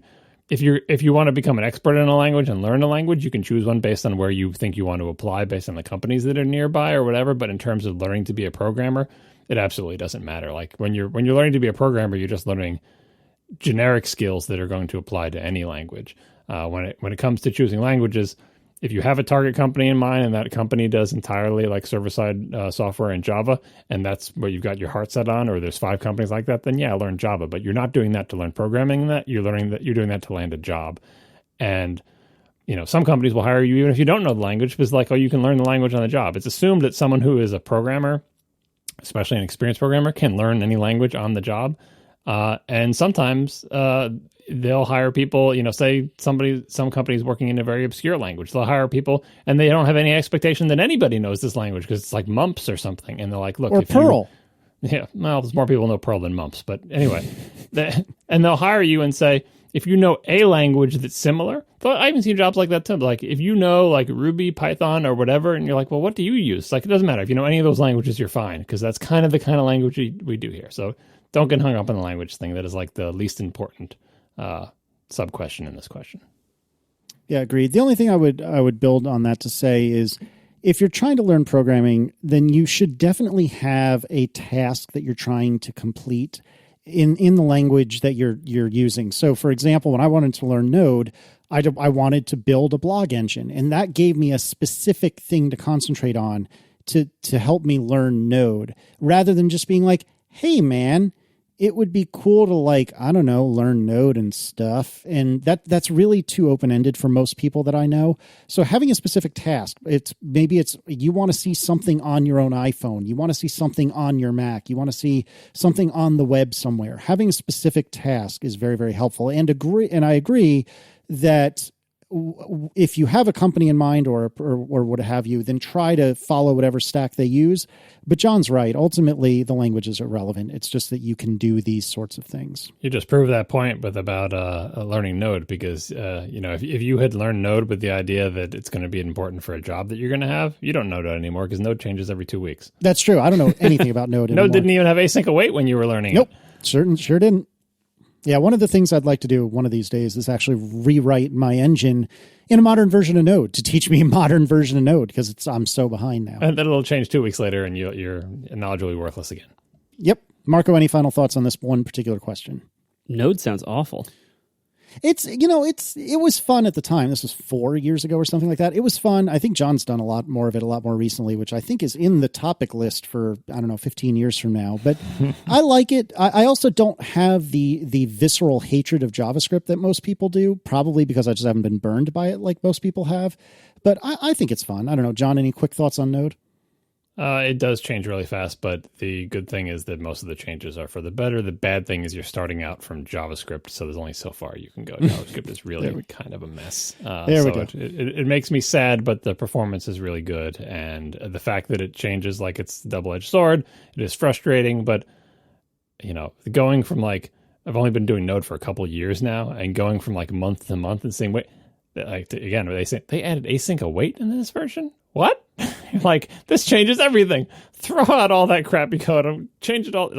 Things like that happen frequently, and it's kind of exciting and fun, which is why everybody keeps writing these, people who can't program keep writing these crappy packages and uploading them to NPM repos and poisoning the world with their bad software. But that's separate topic. Indeed. All right, and our final Ask ATP, Dave Altizer, Dave A. writes, do any of you use bagel slicers? If so, do you recommend the guillotine kind or one of those slicer holders? Any particular brands you recommend? I have used the bagel guillotine thing. I don't know if that's the official name or not, but whatever. I hated it. It always just smushed the bagels. I thought it was a piece of trash. I would say just get a very long, very sharp, bread knife. We have one from Cutco, I believe, that I think we were sold when Aaron's little brother was briefly doing that in college, as most college kids do. As most Cutco knives are sold. Yeah, exactly. And it works great. And just make sure you don't cut into your hand. Flip the bagel when you're about halfway through it. And other than that, that's all you need. Oh my God, you cut it that way? Oh yeah. Oh my. Haven't cut myself yet. Jeez. Anyway, what do you do, Marco? Okay, so if you don't want to deal with the knife question, bagel guillotines are fine, provided your bagel is not too stale or underbaked. If it's either stale or underbaked, it will squish when you push down with the guillotine instead of being cut. Also, it probably helps if the guillotine is relatively modern and sharp as opposed to some 30-year-old one that you find. The guillotines have different shapes in them. Some of them have the single slanted blade like an old guillotine would have. The better ones come to a point, like a little triangle. Those are better if you get those. To avoid crushing the bagel down into the guillotine, the best technique for those is to push down really hard and really fast so that it doesn't have a chance to compress. It just punctures it really fast. And those kind of slicers, the guillotine kind of slicers are totally fine. There's no shame in using them. There's some advantages to using them instead of cutting, which I'll get to in a second. I am a cutter, though, and the reason why is, as I've mentioned somewhere before, I had a job at a bagel shop in high school. And I cut a lot of bagels working the line in a bagel shop and cutting bagels for everybody who would order a dozen or order a sandwich or whatever else. So I've cut many more bagels than I'd say the average person. Bagel shops don't use bagel guillotines because you can do it with a knife really well and really easily. So Casey's right. The best kind of bagel cutting knife is a long, straight, serrated bread knife. It should look ridiculous. It should be pretty long. I'm not talking about a serrated steak knife, a bread knife, a real bread knife. Whether it has the pokey thing on the end doesn't really matter because you're only using the side. The correct technique to slice a bagel safely is to lay it flat on the cutting surface, put your hand on top of it flat, cut diagonal and cut right to left or whatever, cut straight across as you are holding the bagel flat. So your holding hand never has to move. If the knife keeps going straight through, you just cut the bagel faster. You don't get cut. That's how to cut a bagel. The only downside to that is that if you have a bagel that's covered in seeds, some of those will be transferred to your hand. There's some mitigating things you can do. You can flip it over and hold the bottom, which tends to have fewer to no seeds. You can put an insulating paper towel between you and the bagel if you want to do it that way. And that is the one area where the guillotine is better. The guillotine will lose fewer seeds off of a seeded bagel typically than any kind of handheld cutting option. Yeah, I agree that bagel on counter, hand on bagel is the best way to do it. But I don't know, man. As long as you're not an idiot, you can do it in your hands. John, what do you think? Bagel guillotines are ridiculous. I don't think I've ever even seen one in real life use a long bread knife. For the squishing on the counter thing, I think that makes more sense in a situation where speed is more and where you're being asked to cut many bagels under time pressure, like if you work in a bagel shop. But at home, I do it the artisanal way that Casey described. I don't lose any seeds. I don't squish my bagel against the counter. I cut them up in the air, and I'm able to carefully make sure that each half is exactly the right size, and one isn't bigger than the other, and I don't actually go slightly on an angle, because I take my time, and I do it carefully and slowly with a long bread knife. Do not buy bagel guillotines. I wouldn't buy it under any circumstance. Get a bread knife, learn how to use it, you'll be fine. You're not under time pressure. It's not a race. All right. Thanks to our sponsors this week, Squarespace, RXBAR, and Betterment. And we'll see you next week. Now the show is over. They didn't even mean to begin, 'cause it was accidental. Oh, it was accidental. John didn't do any research. Marco and Casey wouldn't let him, 'cause it was accidental. Oh, it was accidental. And you can find the show notes at atp.fm. And if you're into Twitter, you can follow them at CASEYLISS. So that's Casey Liss, MARCOARMENT, Marco Arment, SIRAC, USA Syracuse. It's accidental. They didn't mean to. Accidental. Tech podcast so long. We could talk about Thanksgiving. Yeah, so we did a top 4 Thanksgiving side dishes, I think, a couple of years ago. And do you guys have any different opinions on Thanksgiving? I don't remember what your terrible opinions were on that episode. I could not agree with that description more. I cannot remember what your terrible opinions were on that episode. But no, actually, Aaron and I were talking about this because we are doing my family Thanksgiving this year. We alternate back and forth. And my mom and dad are lovely people, but chefs they are not. And so I think actually Wegmans is doing our Thanksgiving dinner, if I'm not mistaken. And so Aaron and I were talking about, the sorts of things that we would want to see and would miss that probably won't be there. I actually prefer ham even in Thanksgiving over turkey. I know most people find that to be blasphemous. Stop it.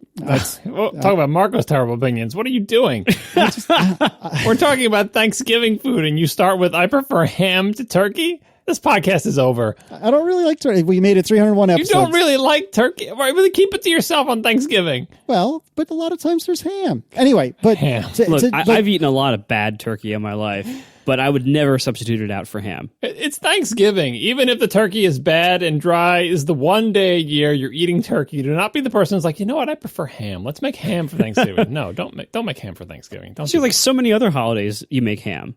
Yeah, that's what's great about ham. It works anywhere. Anyway, ultimately that doesn't matter. But the point I was trying to get to is that we were trying to figure out, what would my mom probably not, which really, I mean, Wegmans, what would she not bother with? And ham. One thing, oh no, she'll have ham. What will Wegmans not make you for Thanksgiving? Ham. Maybe you're right. I think she said she's going to have ham, but you might be right.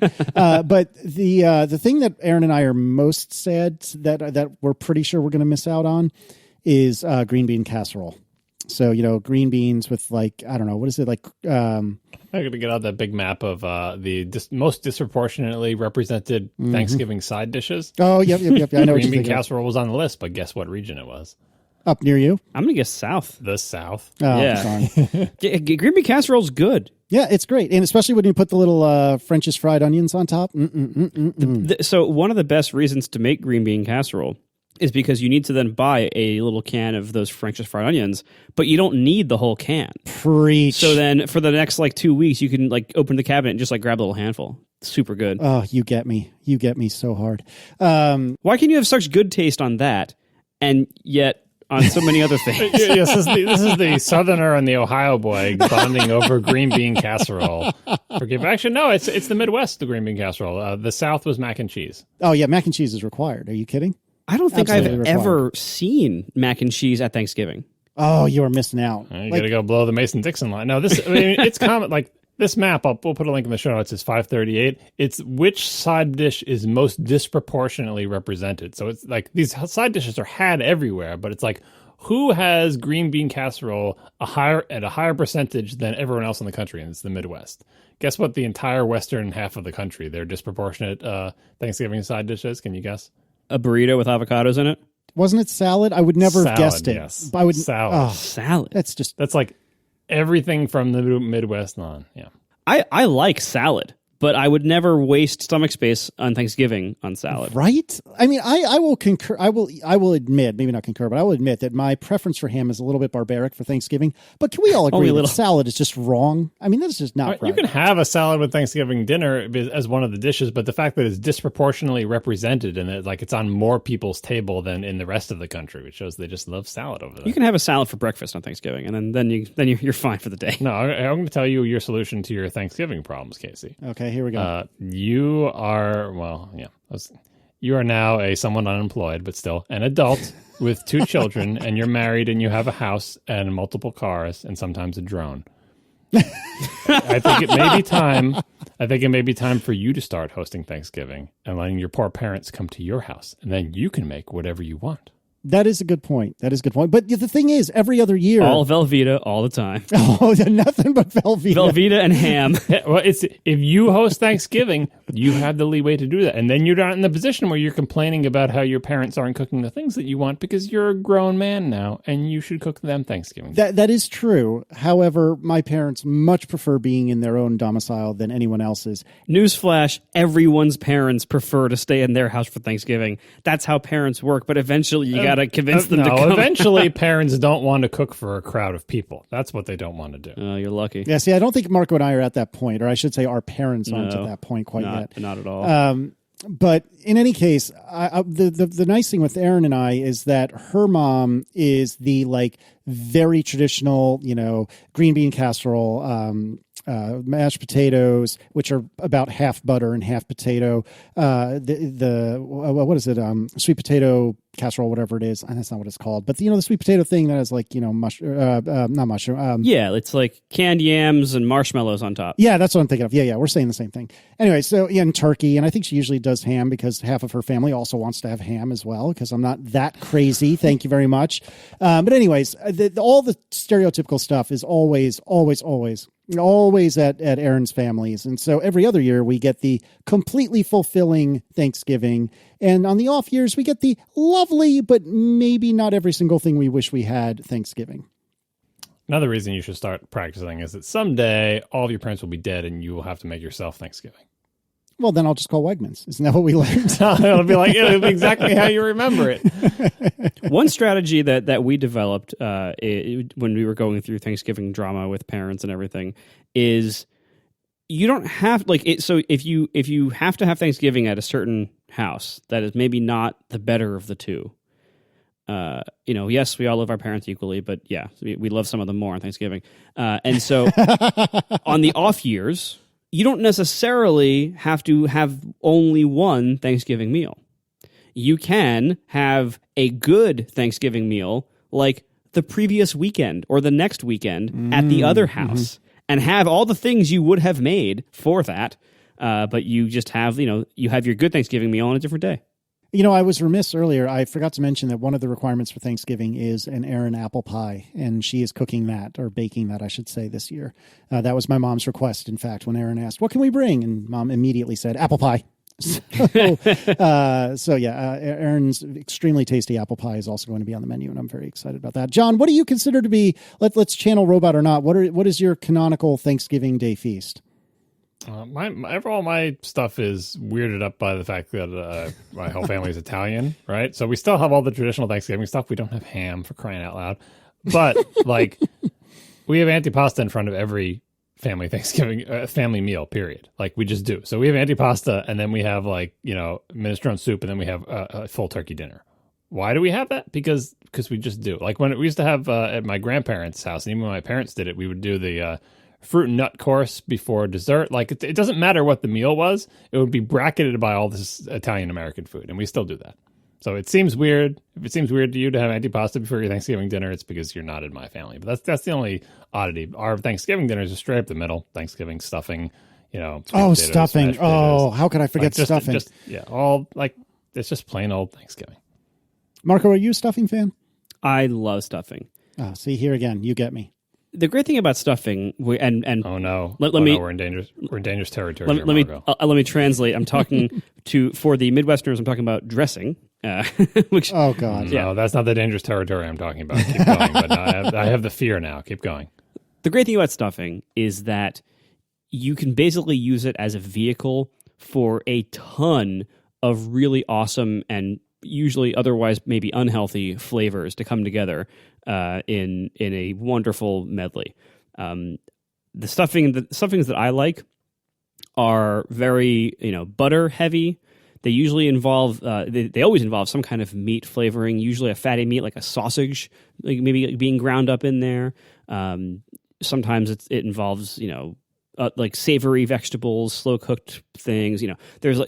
There's a lot you can do with stuffing, and I've had lots of different stuffings. I've had the ones that have like fancy bread as the bread chunks, or the ones that just use the bag mix. I'll tell you what, it's the same. You've entered the territory. This is what my fear was when we started talking about stuffing. That Casey would say, "Man, I love stovetop," and I would die. No, I'm not saying stovetop. And now you did it. No. The bag the what? The bag mix of like the bread. No, no, like the bread cubes that form your base. N-O. You don't N-O. need if the freshness of the bread matters in your stuffing, you aren't putting enough other stuff in your stuffing. No. Thanksgiving is the one time that you just make yourself stuffing on Thanksgiving. Do not use any mix. It's not that hard. I'm not talking. No, I'm not saying a whole mix. I'm saying like the bread cubes that you can buy in the bag. You get bread cubes. You take bread, you cut it into cubes with the same long bread knife you got from your bagels. You've already got the long bread knife. It's there already. It's really easy to cut it into. Oh my god. I just recently had I had the thought technology introduced to me of sausage and stuffing in the last couple of years, and oh man, that changed my world. So good. My favorite is breakfast sausage.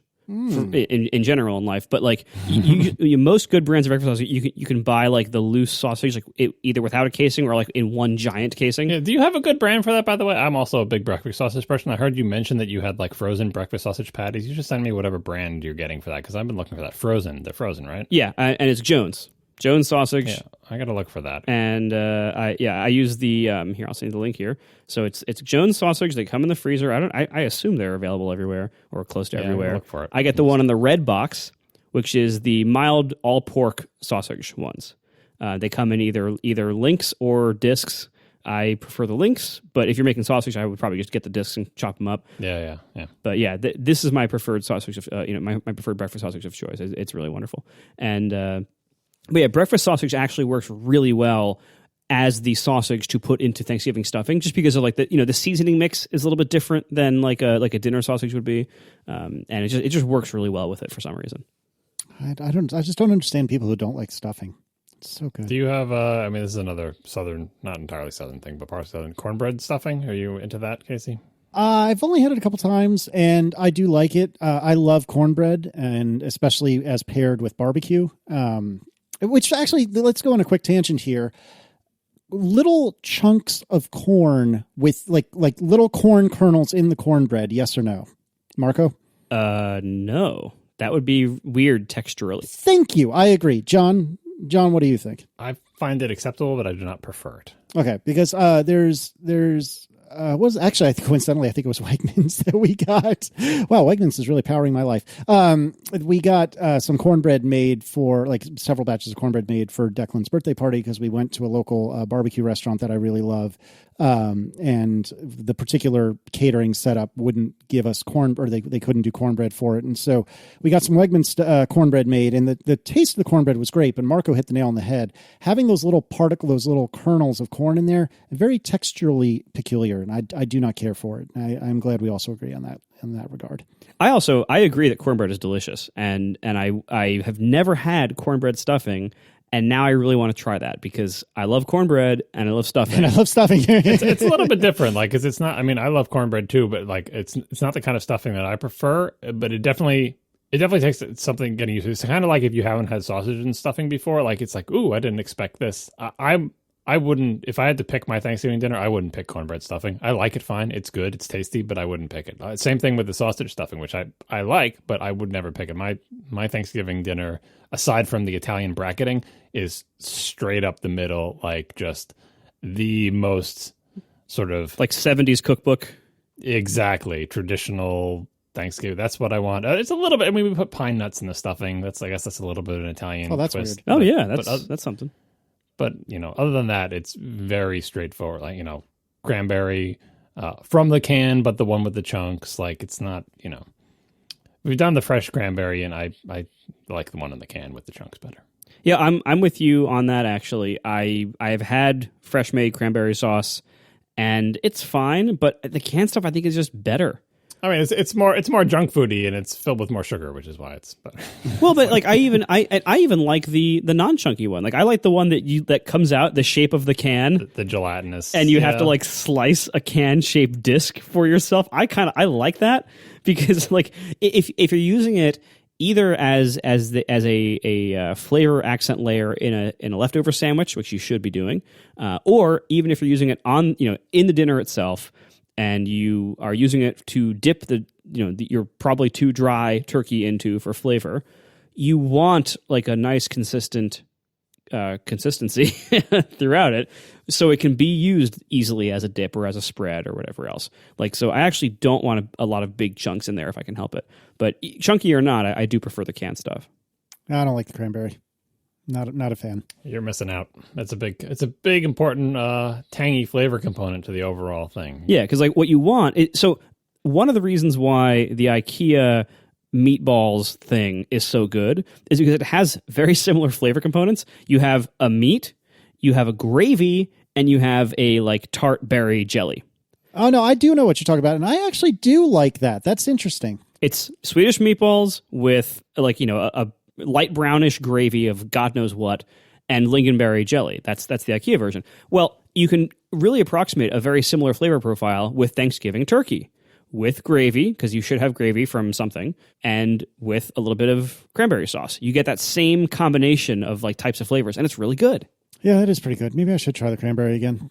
God, I wish I had an IKEA close to us. The nearest one is like an hour and a half, and man, that bums me out. I don't even know where the nearest one is. There's got to be one around here, but it's a good time to bring up that I have never purchased a couch in my life. Wait, what? Nope. I am 40-something years old, and I still have not ever purchased a couch. Still rolling the hand-me-downs. Mm-hmm. Good for you. They're too heavy to leave the house. I'm too old to carry them anymore. How old is your current couch?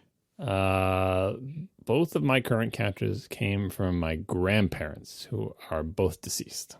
And when did they buy them? I don't know. Sometime substantially before they passed away. How long has it been? Couple of decades since we got them. Oh, wow. These are both convertible sofas that change into beds, and they weigh as much as a car each. Oh, wow. and I'm sure, knowing my grandparents, that they were purchased from some expensive department store, right? So obviously they're high quality, and that my kids haven't completely destroyed them yet. And I've already established their incredible weight. We went couch shopping last year sometime, and we went to the local giant furniture super, basically the IKEA of New England furniture, which is a similar quality, but much more expensive. Anyway, and we looked at, I think, literally every single couch there, and it was dozens and dozens of couches, and couldn't find one that we like. When you were touting your couch online, and you said, here, it's linked to it. We found it and it was still for sale and blah, blah. I looked at that one again, but like, it's no good for us because it's not flat or whatever. Like, we have particular demands of how our couches need to fit into our room and how they have to work, and we couldn't find one that we like better. So it's not like we're not against the couch. We would like to buy at least one new couch and potentially replace the other couch with a smaller couch or love seats or something, or who knows. But so far we haven't done it.